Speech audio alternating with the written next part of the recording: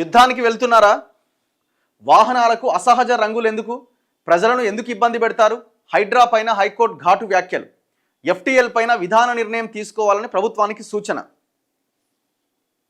ఈ హైడ్రా వెహికల్స్ ఉన్నాయి కదా, తీరొక్క రంగు వేసుకొని పోతురట.